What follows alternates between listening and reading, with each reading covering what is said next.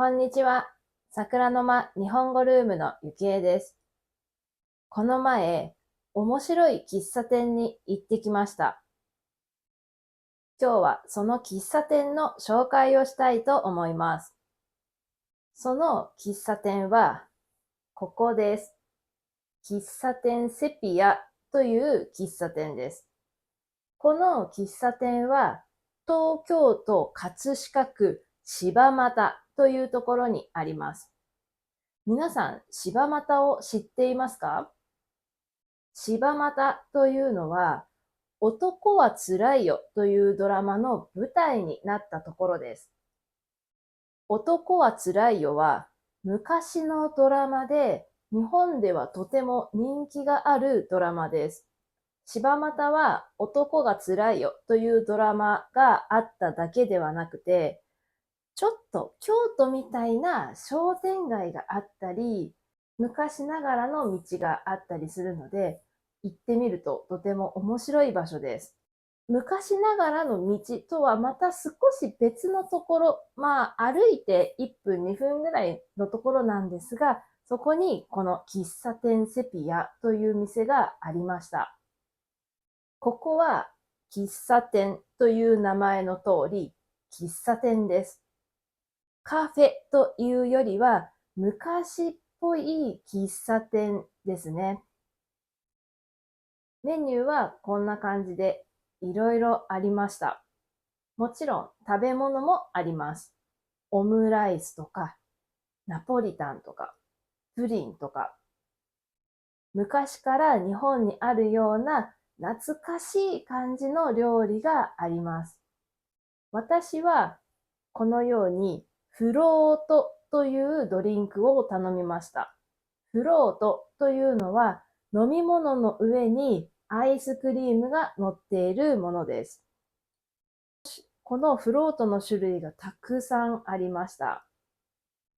で、この喫茶店は何が面白いのかというと、こんな感じになってます。喫茶店の中が昔の漫画の表紙が飾ってあったり、昔のおもちゃとか人形が飾ってあります。昔の電話も飾ってありました。壁一面にたくさんの昔のものが貼ってあったり飾ってあるんです。壁一面というのは壁全部という意味です。もうここだけでも、なんか面白いと思います。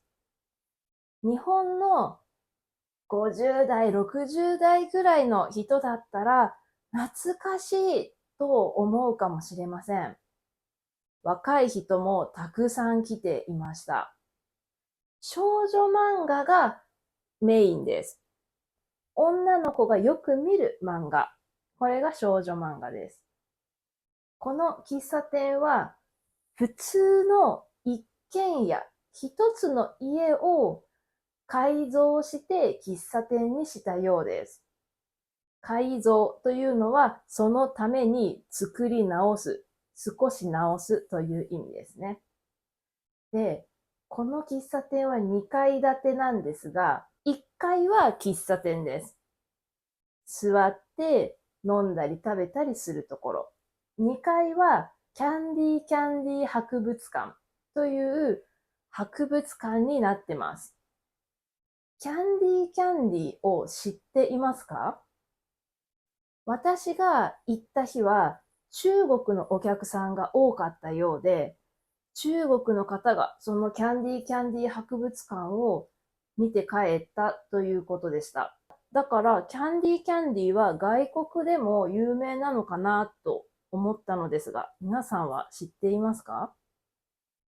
キャンディー博物館は、喫茶店で食べた料金プラス600円で行くことができます。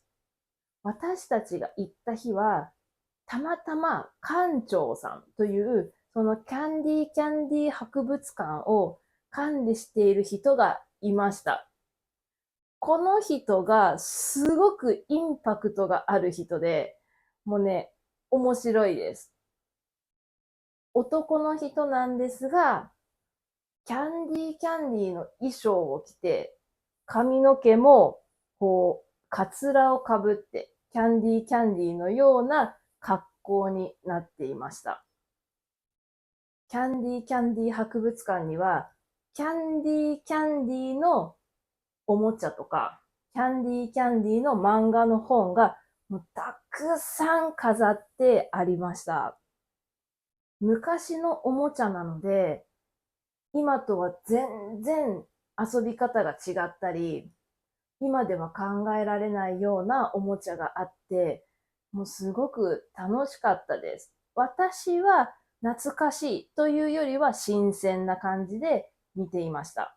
でも、ちょっと年上の人は懐かしいと言いながら見ていました。昔、日本に本当にあったおもちゃがしっかり残っていて飾られています。とても狭い部屋なんですが、もうその狭い部屋にキャンディーキャンディーのおもちゃがたくさん飾ってあって、ここは手に取って見ることができます。館長さんがどうぞどうぞ手に取ってみてください。ちょっと触って遊んでみてくださいと言ってくれたので、私も触って遊んでみたんですが、とても面白いものがたくさんありました。大きい喫茶店ではないので、入れる人数が限られていますが、私が行った時にはほぼ満席になるぐらい人がたくさんいました。柴又には外国の観光客の方もたくさんいらっしゃいました。喫茶店セピアにも外国の方がよく来られるそうです。クリームソーダとか、こういうプリンアラモードとか、日本独自の飲み物や食べ物が食べられるのもとても嬉しいことだと思います。店内に入ると人形がたくさんあって、わあ、びっくりしたって思うぐらい、ちょっとびっくりするんですが、昔の漫画をあまり知らない人や男性でも面白いと思うと思います。もし興味があれば行ってみてください。東京都葛飾区柴又にある喫茶店セピアです。駅は柴又駅です。今日は東京にあるちょっと面白い喫茶店を紹介しました。もし興味があれば行ってみてください。今日も最後まで見てくれてありがとうございました。また次の動画でお会いしましょう。さよなら。